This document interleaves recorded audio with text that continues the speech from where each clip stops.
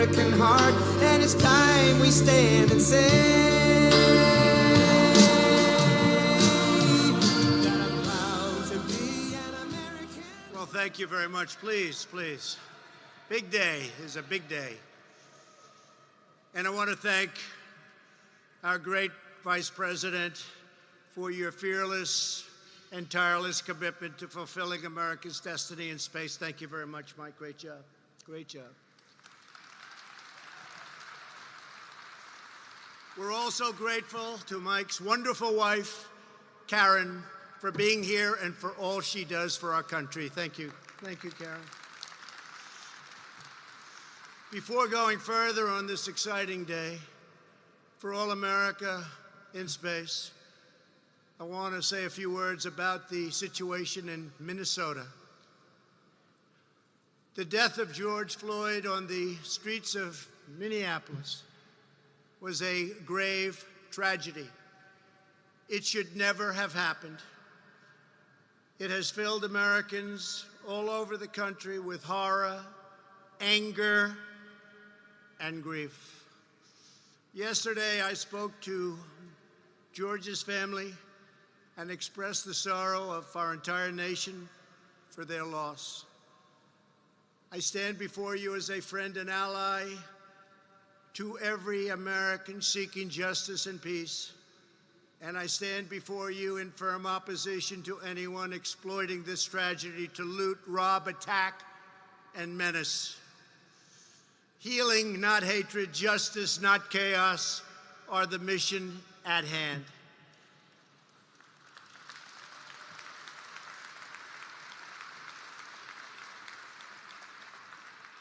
The police officers involved in this incident have been fired from their jobs.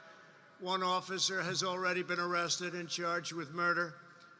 State and federal authorities are carrying out an investigation to see what further charges may be warranted, including against, sadly, the other three.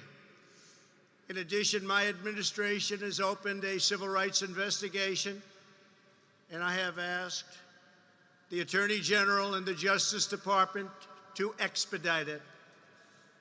I understand the pain that people are feeling.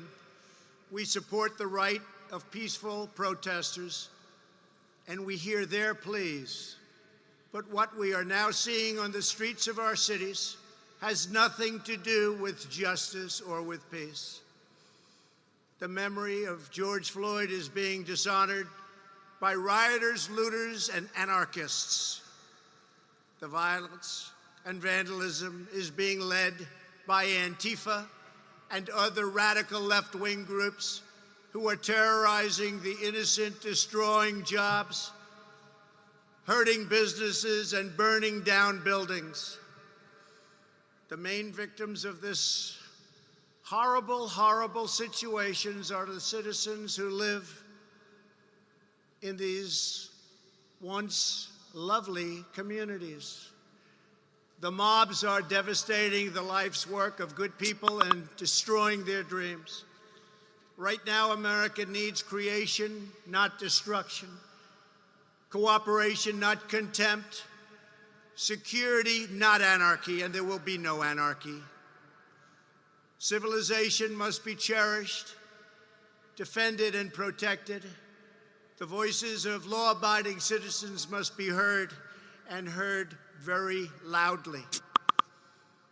We cannot and must not allow a small group of criminals and vandals to wreck our cities and lay waste to our communities. We must defend the rights of every citizen to live without violence, prejudice, or fear. We support the overwhelming majority of police officers who are incredible in every way and devoted public servants.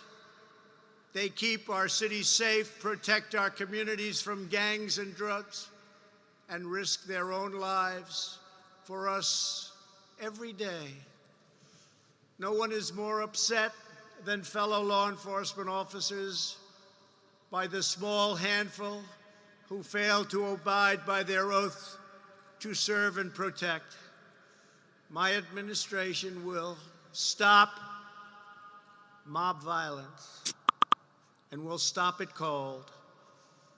It does not serve the interest of justice or any citizen of any race, color, or creed for the government to give into anarchy, abandon police precincts, or allow communities to be burned to the ground.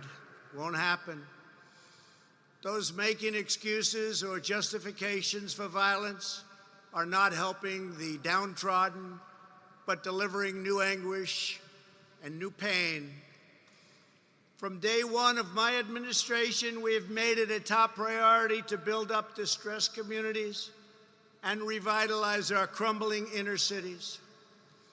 We fought hard with Senator Tim Scott and many others to create opportunity zones, helping to draw a surge of new investment to the places in our country that need it most. We must all work together as a society to expand opportunity and to create a future of greater dignity and promise for all of our people. We must forge a partnership with community leaders, local law enforcement, and the faith community to restore hope. Radical left criminals, thugs, and others, all throughout our country and throughout the world, will not be allowed to set communities ablaze. We won't let it happen. It harms those who have the least, and we will be protecting those who have the least. The leadership of the National Guard and the Department of Justice are now in close communication with state and city officials in Minnesota, and we're coordinating our efforts with local law enforcement all across our nation. In America, justice is never achieved at the hands of an angry mob. I will not allow angry mobs to dominate. Won't happen.